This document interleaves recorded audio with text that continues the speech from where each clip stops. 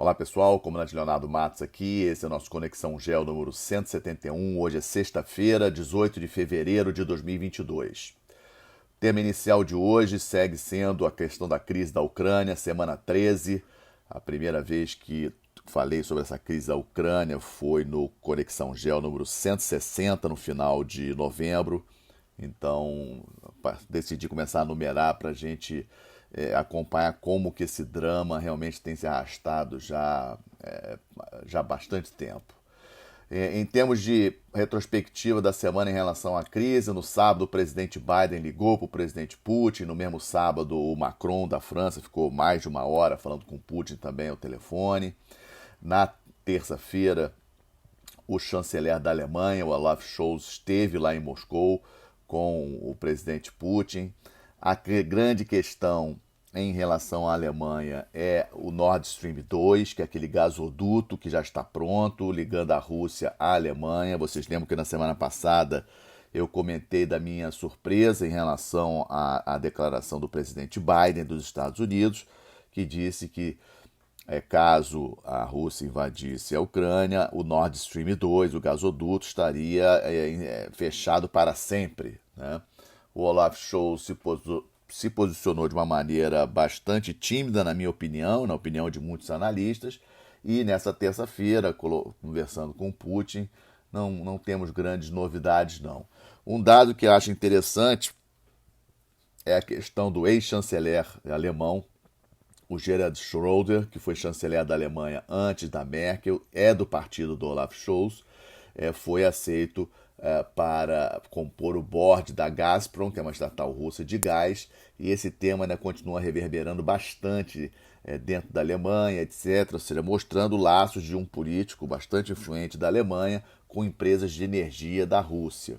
Essa semana também o parlamento russo aprovou o reconhecimento das duas províncias rebeldes lá do leste da Ucrânia, ou seja, vocês lembram que aquelas duas províncias com ucranianos pró-Rússia, eles tomaram aquela região em 2014, teve um cessar-fogo, então existe uma linha, digamos assim, de cessar-fogo entre essas duas regiões e o resto da Ucrânia.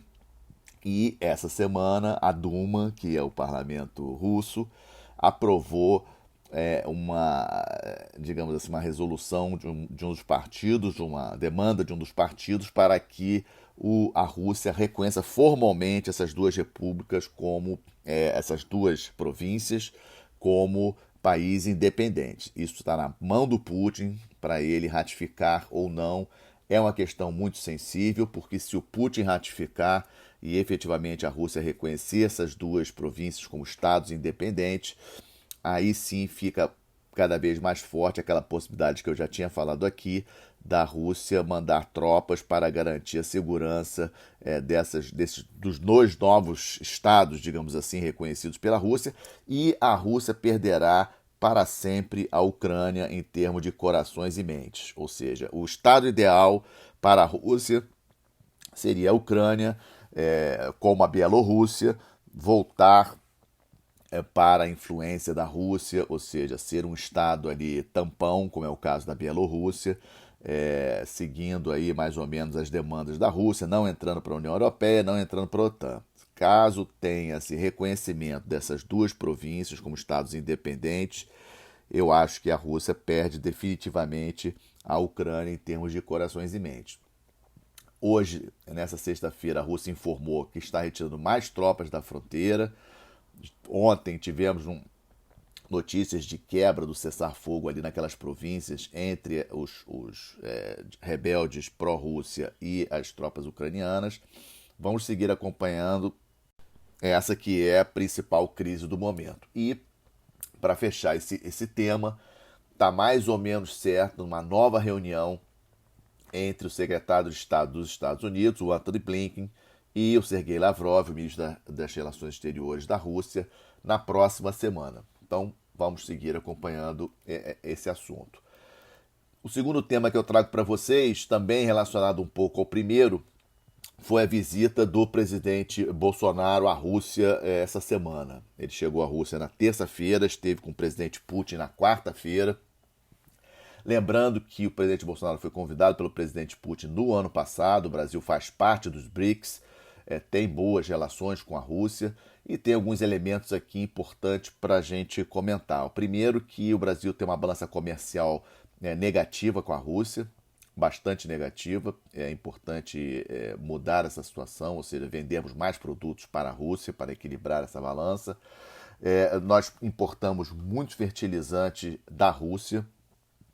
Aliás, o maior exportador de fertilizantes para o Brasil é a Rússia. O Brasil, fertilizantes e adubos, o item da pauta de compras do Brasil, de importações do Brasil, na faixa de 13 bilhões de dólares em 2021. É um tema muito sensível para o nosso agronegócio. Para vocês terem uma ideia, a ministra da Agricultura, Tereza Cristina, estava ontem no Irã também negociando compra de fertilizantes. Ou seja, a questão dos fertilizantes ela não é uma questão qualquer.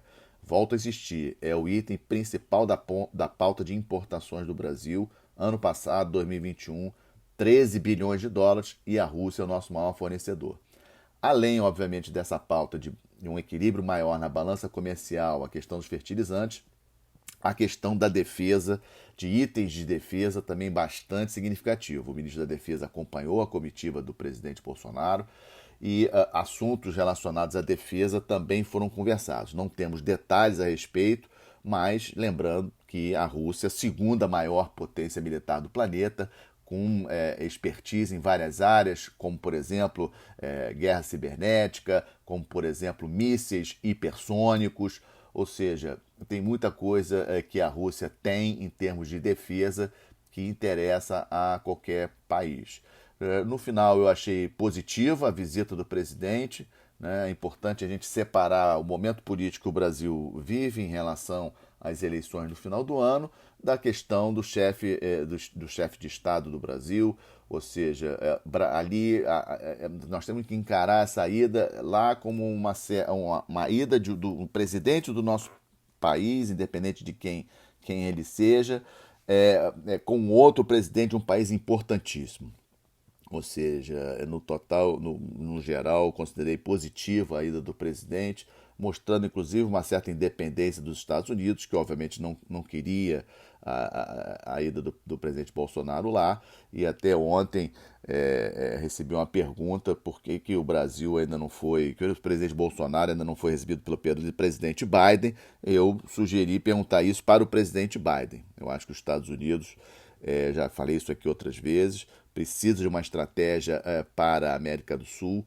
Não tenho visto prioridade dos Estados Unidos com relação à América do Sul e, obviamente, o governo americano, por baixo dos panos, querer influenciar que o presidente do Brasil não cumpra uma agenda que já estava prevista de visita a um país importante, a um país que nós temos relações, na minha opinião, não tem cabimento. Então, os Estados Unidos aqui precisam ser mais proativos nas suas relações com o Brasil, com os demais países da região. Um outro tema que considero interessante, que não foi falado, não vi isso em lugar nenhum, um grande exercício que a China conduziu, um grande exercício militar, tanto a Marinha Chinesa como a Força Aérea Chinesa, realizaram na semana passada. Isso só foi revelado nesse último final de semana pelos jornais chineses. As 3 esquadras da China realizaram exercícios simultaneamente. Isso aconteceu em resposta a um exercício que os Estados Unidos fez com o Japão um pouco antes. O exercício Noble Fusion ocorreu de 3 a 7 de fevereiro e lembrando que as Olimpíadas de Inverno elas iniciaram no dia 4. Vejam a coincidência desse exercício, Estados Unidos e Japão, justamente no período de início das Olimpíadas de Inverno lá na China. Mas logo em seguida a China realizou um grande exercício, tanto com a sua força aérea como com as 3 esquadras, mostrando que a China segue a questão ali da disputa, principalmente em relação a Taiwan, segue sendo um ponto bastante relevante ali naquela região. E também, aproveitando para encaixar um tema que eu observei ontem, o aumento de casos de Covid em Hong Kong, as cenas de pessoas ali em macas, ali fora do hospital, etc. O Xi Jinping deu uma determinação para que seja feito um esforço redobrado para combater o Covid ali em Hong Kong que perdeu o controle. Aquelas cenas ali das pessoas em maca, fora do hospital, muito ruim para a imagem que o Xi Jinping quer passar de uma China perfeita, de uma China que não tem problemas. Na parte do Estamos de Olho, seguimos aí acompanhando a crise do Afeganistão. Essa semana, como novidade, soubemos que o presidente Biden estava querendo pegar metade do dinheiro do Afeganistão que está em bancos americanos, são 7 bilhões de dólares, e para poder pagar parte das vítimas do 11 de setembro.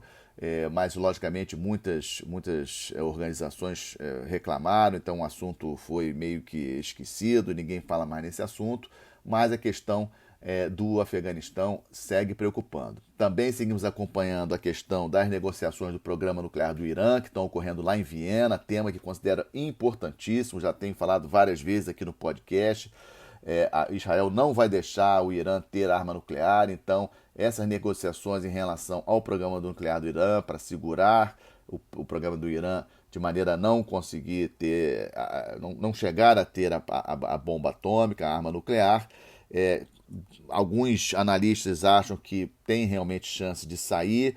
O Irã está querendo mais garantias dos Estados Unidos de que agora, voltando ao acordo, todas as sanções econômicas sejam retiradas. Os Estados Unidos não quer retirar as sanções relacionadas com terrorismo, com a questão de direitos humanos, ou seja, há muitas discussões lá em Viena, seguimos acompanhando. Uma crise nova que é importante de nós acompanharmos, norte do Chile, a questão dos imigrantes, principalmente venezuelanos, entrando pela Bolívia. O Chile possui cerca de 1,4 milhão de imigrantes, que mais ou menos representa 7, 8% da população total do país, ou seja, é um percentual bastante elevado de imigrantes que existe lá no Chile. E esses imigrantes são, a grande maioria, de origem venezuelana, que entram pela Bolívia, pelo norte ali do país, e a situação do norte ela ganhou tanta força que o governo teve a morte, inclusive, de um caminhoneiro em briga com um imigrante venezuelano na semana passada, e levou então o governo chileno a decretar aí estado de exceção no norte do país, mobilizou militares das Forças Armadas para lá. A partir da última segunda-feira, vamos seguir acompanhando. Questão dos protestos dos caminhoneiros no Canadá segue também problemática. Ontem, quinta-feira, 2 líderes foram presos. Essa semana, o Trudeau estabeleceu um ato de emergência, né? Ativou um ato de emergência que dá certas liberdades para ele, para o governo tomar certas medidas, e uma delas é a questão de congelamento de contas bancárias de pessoas sem ordem judicial. Isso está criando uma polêmica grande no Canadá, porque alguns líderes do movimento estão recebendo dinheiro, principalmente de partidos, digamos assim, de pessoas mais radicais da extrema-direita, dos Estados Unidos inclusive, querendo, obviamente, que esse protesto continue. Quanto mais confusão em relação a isso, melhor, ou seja, politizando essa questão do Covid, uma coisa que é deplorável. Seguimos acompanhando. Também seguimos acompanhando o encontro da União Europeia com a União Africana, que começou ontem em Bruxelas, é a 6ª reunião de cúpula dos líderes, tanto da África como da União Europeia. Lembrando que a África passando por uma situação bastante difícil, vários golpes de Estado, a França saindo do Mali, retirando suas tropas do Mali, aumento dos movimentos islâmicos ali na região, ou seja, algo bastante preocupante. Na próxima semana eu trago mais notícias sobre esse encontro.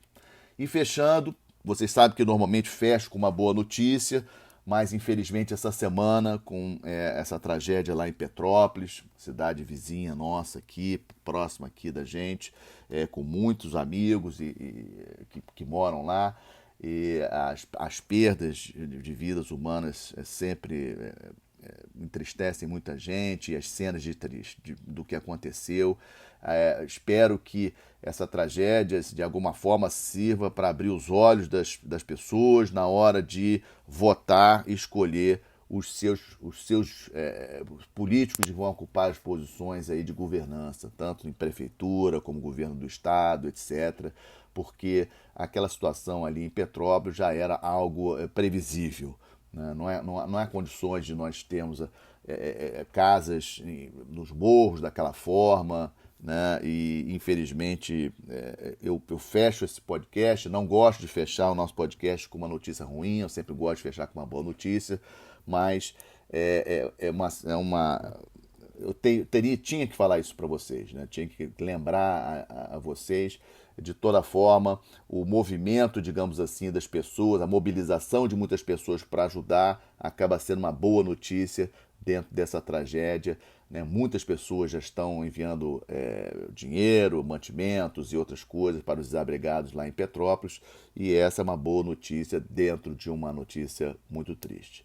Muito obrigado a todos, fechando mais um Conexão Gel. Agradeço aí todo o incentivo que tenho recebido, os likes, os comentários lá no YouTube, e seguimos em frente. Um ótimo final de semana, uma boa semana, fiquem bem. Obrigado.